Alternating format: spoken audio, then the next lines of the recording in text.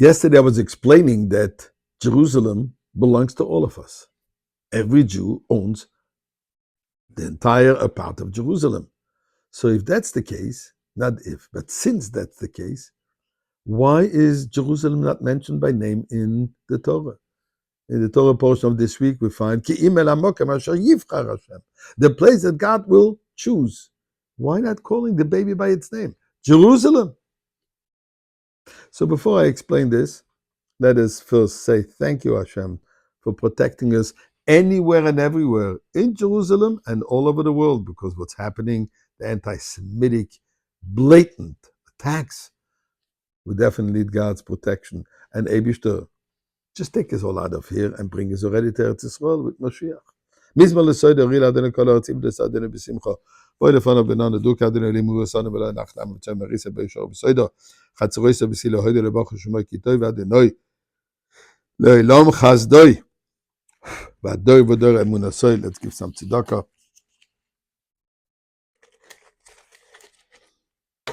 So, back to my question. Why is Jerusalem not mentioned by its name? Especially such a beautiful name, Yerushalayim, which means a place of fear of God, place of perfection. Such a beautiful name. Why hiding the name? Many commentators discuss it, and many have different opinions, including the first one. Rashi right away explains it also. Find interesting the one that Maimonides says. Gives three answers, but one of them is because to prevent interference by the enemies. Had the nations known that this site would become the center of the highest spiritual truths, they might have seized it or fiercely fought over it to prevent Israel from sanctifying it. Nothing changed. They're still fighting over it. They're still trying to tear it away from us. The Rebbe says something very interesting. We see Jerusalem, as we've spoken in the past, is a place that has been dedicated, chosen a long time ago. Adam was created from the Noah brought the sacrifices over there. Yaakov had his dream over there. Abraham was going to sacrifice his son Yitzchak. So this is a very, very well established place for God's presence. But on the other hand, it is also the place that God says, by the fact that you will do the holy services over there, it will be holy. So in other words, it has both elements. It has the element of being chosen by God, the place where things will happen, but it also the place that becomes holy by our services, by our actions. This, says the Rebbe, has an important message.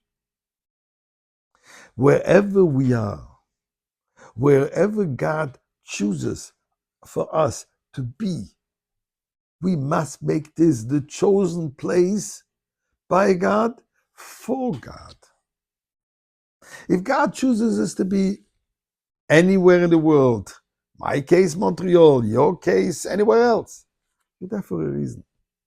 To transform that place, Mach no Eretz Yisrael, as the Tzemach Tzedek said, to transform that place into the place where godliness is present. Yes, that's our task.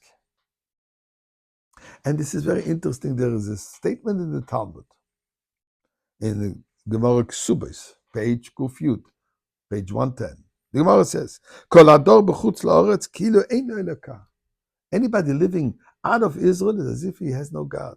And then it goes further. It's even as if he worships idols. Now, the Talmud says this while they were out of Israel, but they're condemning themselves. Says the Rebbe the following. What it means is, when a person lives with the mindset of chutz la'oretz, hador, he's comfortable in an out of Israel experience.